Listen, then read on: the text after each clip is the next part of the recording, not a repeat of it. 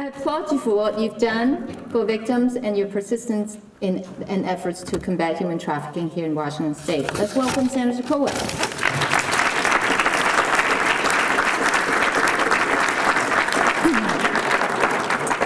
Thank you very much, Rose and Dina, and the Washington Anti-Trafficking Engagement, and all of you for putting on this event, for your nice words, and for getting all these people here to help out. I have to tell you that your slogan, I guess you would say, of be inspired, get involved, is really working. Several times when I was walking in the halls, rushing from meeting to meeting, I had senators say, "Oh, Jean, I want to sign on your bill." I had some people stop in my office and tell me about it. So your work is really paying off. The other thing, before I really start talking about a little bit about the history of what we've done in the state, is it's really important to understand that if we had had an anti-trafficking engagement day in Olympia when we first introduced legislation in 2002, I don't think anybody would have been here. I mean, that's really sad to say. They may have had a few people come here just curious, what is this, drug trafficking? What are they talking about, trafficking?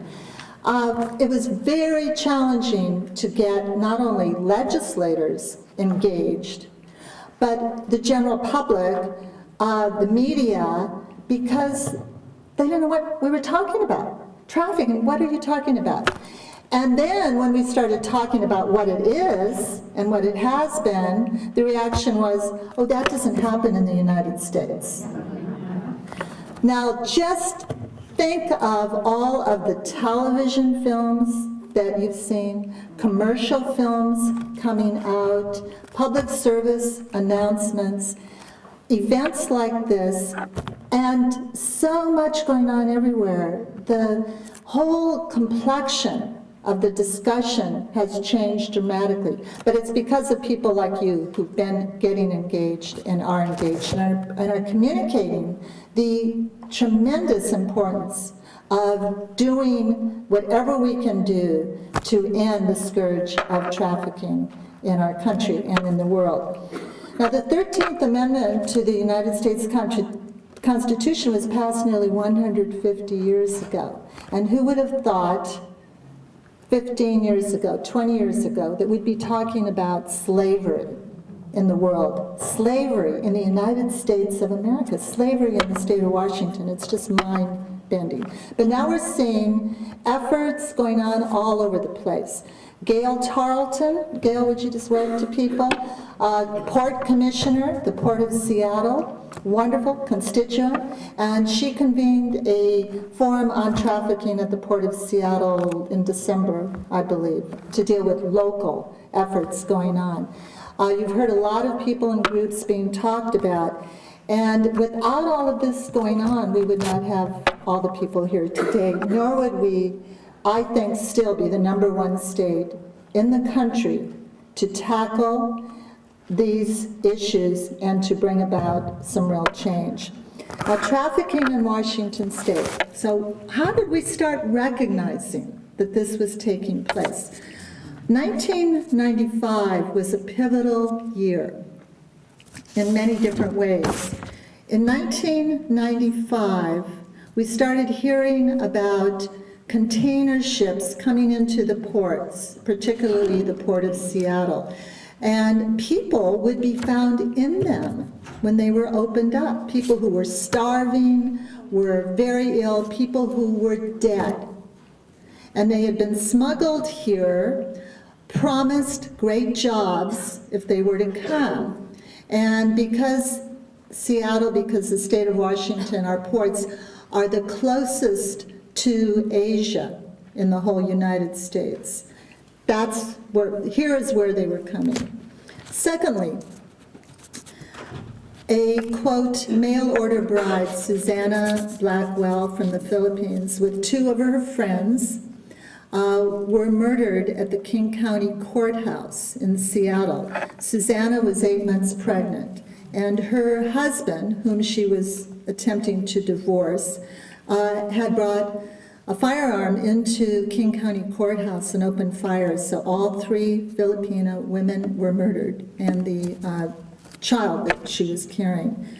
That shocked everybody so much that we started having the screening going on, the x-rays at our courthouses around the state. That's why that happened. 4 years later, Anastasia King from Kyrgyzstan was murdered. She also was a, quote, mail order bride. And both husbands, both men, were prosecuted and convicted eventually. In 1995, and I don't think many people are aware of this, and we didn't recognize it at the time, but Senator Delvin and I worked on legislation that resulted in a new law placing assessments on those who had prostitution-related convictions. Different assessments based on whether they were pimps or johns or the prostitutes, as we refer to them, who had much lower assessments. And the money went into an account, or started going into an account in the State Treasury's office, administered by the Office for Crime Victim Advocacy, to provide grants to organizations that provided housing, human services, educational services. The city of Seattle's taken advantage of some of that, but that is going on. But we didn't recognize in 1995 what we were doing. I never heard of the term sex trafficking or human trafficking in 1995, but we started doing that then. And then in 2000 and 2001, former Representative Velma Valoria, in working with the Asian Pacific Islanders Children and Women's Safety Center, started really looking into this topic of the murdered mail order brides and what was going on there. And they started looking at this as a type of bride trafficking. And Representative Valoria, working with the University of Washington Women's Center, convened a major conference in November of 2001, and I participated in that. And Anastasia King's parents came from Kyrgyzstan at that time and spoke. And as an outgrowth of that, and some of our work in Washington, D.C., we worked on legislation in 2002, creating the first anti-trafficking task force in the United States, and that was Representative Valoria's bill, along with Geraldita Costa, who was state senator at the time and had the Senate bill. And then I had the bill on providing protections for mail order brides, regulating the international matchmaking organizations. Then the following year, or later that year, we had another conference at the University of Washington, created more attention. But in the meantime, legislators didn't understand what we were talking about. And Velma did a fabulous job of helping them understand. In 2003, the first a state crime of trafficking in the United States was signed into law, and that was Representative Valoria's bill. And also we strengthened the Mail Order Bride Protections Act. In 2005, we again led all other states by passing legislation aimed at improving social services and legal aid for victims of trafficking. And then in 2006, with Senator Fraser's bill, we became the second state in the country to prohibit sex tourism in our state. In 2007, and this is a really important one, again, we started realizing the nexus between sex trafficking and labor trafficking, other forms of human trafficking. And it was actually Seattle City Council member Nick Licata who brought the idea of the bill to me. And we passed the Commercial Sexual Abuse of a Minor law, which New York calls the Safe Harbor Act. And with that, changed things around completely so that the onus was not on the juvenile prostitute, but was on the perpetrator, the pimp and the john. And now we would refer to that as the trafficker. But we're just starting to make that connection. And by the way, I should say back in 1995, it was Dr. Deborah Boyer's pioneering work at that time, understanding the relationship between children who are sexually abused who then go into prostitution or sex work. So then in 2008, we passed legislation on labor trafficking so that all foreign workers who are brought in by international labor agencies or domestic businesses, employers, would have to be told of their rights, their labor rights, federal and state labor laws, and we enhanced the penalties the following year. And then, because of many of you who were here at the engagement day last year discussing that we had to do something about the Olympics taking place in Vancouver, BC last winter, and about the idea of posters being placed in rest stops on I-5, I introduced the legislation to authorize those placements. The Department of Transportation allowed some to go up before the legislation could be signed into law. But many of you here did that by being here and being engaged. So thank you for that. Also want to commend the Trani Foundation, Ronnie and Hong Tran, who actually created the first shelter for trafficking victims in the state of Washington. So that was terrific. So what can be done? Well, we have a whole lot more to do.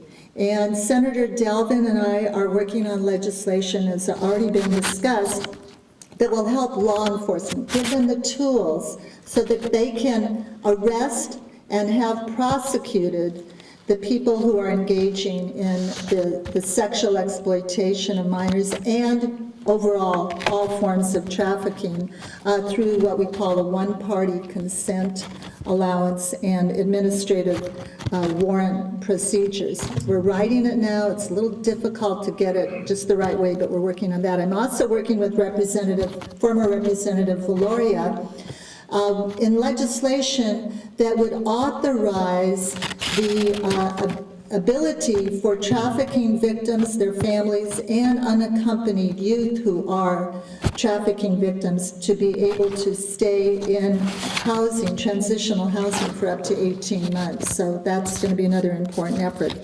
But what we need to do is to have all of you get even more engaged, to get even more involved, to get more inspired, and to get other people to be inspired so that they're going to come down next year, and we will have to have the meeting in the House chamber because there'll be way too many people here for this room.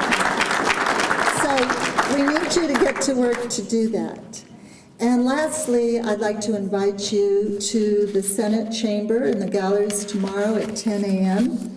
We're going to have our annual Anti-Trafficking Senate floor resolution, recognizing all the efforts that have been done and the different groups who have been involved. We wanted to have it today, but we're not in session today, so it's tomorrow at 10 a.m. So what do?